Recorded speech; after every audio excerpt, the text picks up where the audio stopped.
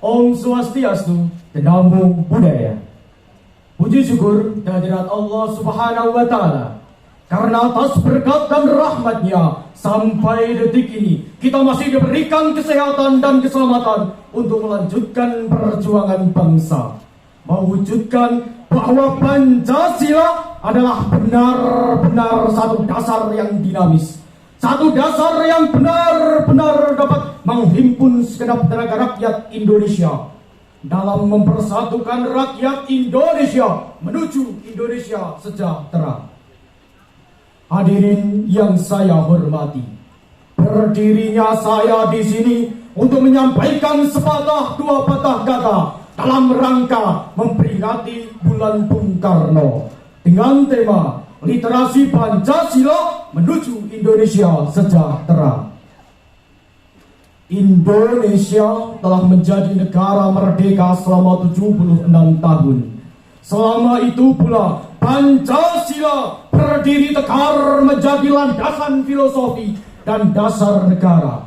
Meskipun diterpa berbagai gelombang ujian yang mengancam keberadaannya, tetapi Pancasila menunjukkan sistem dasar yang kokoh, dasar filsafat negara yang digali langsung dari nilai-nilai kehidupan masyarakat Indonesia. Akar sejarah Pancasila tidak bisa dilepaskan dari sosok penggali dan pencetus Pancasila, yaitu Insinyur Soekarno, sang proklamator yang merangkum pengalaman perjuangan bangsa Indonesia melawan penjajahan. Ia menyelidiki sebab-sebab kenapa penjajahan bisa menimpa bangsa Indonesia dan menyaksikan sendiri gelora rakyat yang banyak dengan penuh keberanian melakukan perlawanan terhadap segala bentuk penjajahan. Saudara-saudara, bertolak dari sejarah tersebut, Soekarno pada sidang BPUPKI 1 Juni 1945 menyampaikan pidato gagasannya mengenai landasan filosofi negara, yaitu dasar kebangsaan, internasionalisme atau peri kemanusiaan, prinsip kesejahteraan sosial, dan ketuhanan yang Maha Esa, yang kemudian kita kenal dengan Pancasila. Dasar kebangsaan menurut Insinyur Soekarno bahwa negara yang berdiri ini adalah satu negara kebangsaan Indonesia.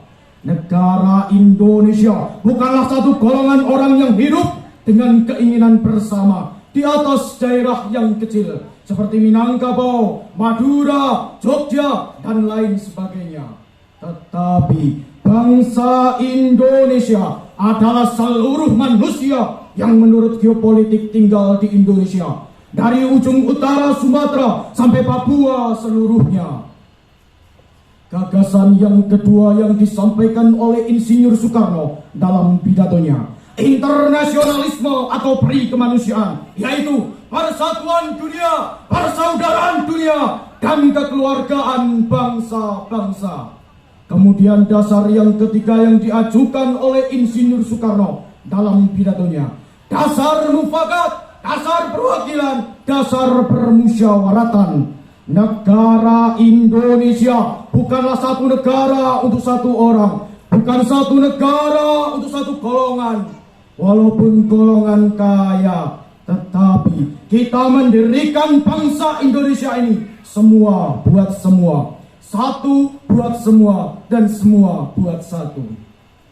Hadirin yang saya hormati, prinsip yang keempat yang disampaikan oleh Insinyur Soekarno dalam pidatonya, prinsip kesejahteraan sosial, prinsip tidak ada kemiskinan di dalam Indonesia merdeka, serta prinsip yang kelima yang disampaikan oleh Insinyur Soekarno, Indonesia adalah negara yang tiap-tiap orangnya dapat menyembah Tuhannya dengan cara yang leluasa tanpa ada egoisme agama.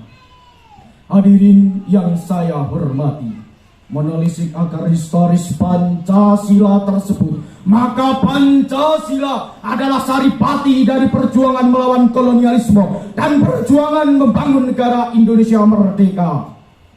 Kata merdeka adalah cita-cita yang diperjuangkan bangsa Indonesia sejak dahulu kala.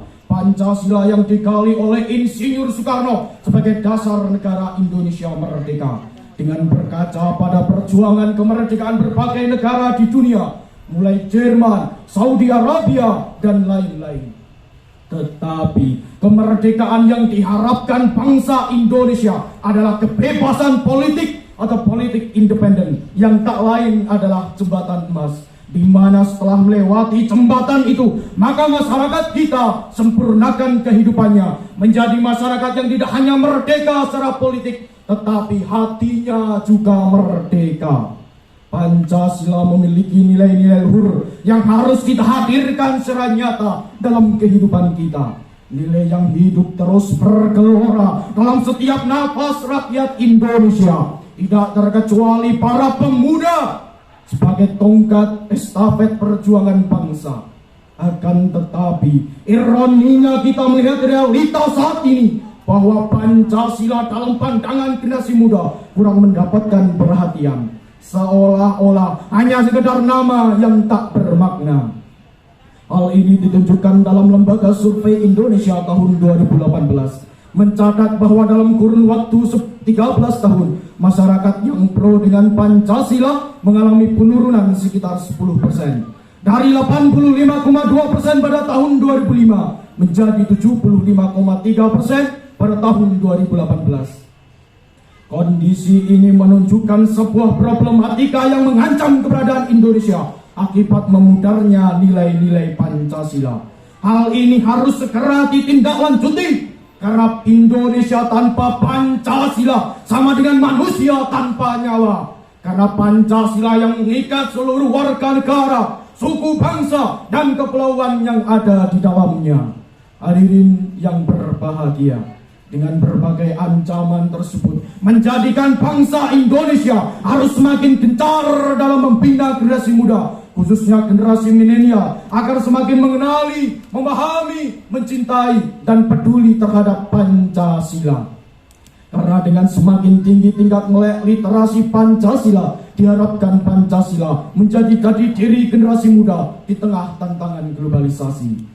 Saudara-saudara sebangsa dan setanah air, kita sebagai generasi muda perlu menjawab problematika bangsa ini dengan terus memperdalam literasi Pancasila. Berdirilah sebagai pemuda Pancasila yang mampu berinovasi, berkreasi, dan berprestasi dalam bidang masing-masing demi kesejahteraan negara Indonesia. Tidak hanya dilaksanakan negara, melainkan juga sesama warga negara. Terutama pemuda Pancasila harus mampu mengadakan perubahan dengan semboyan. Sekali layar tergembang, surut kita berpantang. Pemuda Pancasila harus siap, tidak akan surut dengan adanya perubahan-perubahan yang terjadi, baik itu perubahan zaman, politik, sistem pemerintahan, maupun penggantian pimpinan nasional. Generasi muda harus berada di depan, memegang obor untuk menyegah paham-paham yang bertentangan dengan Pancasila.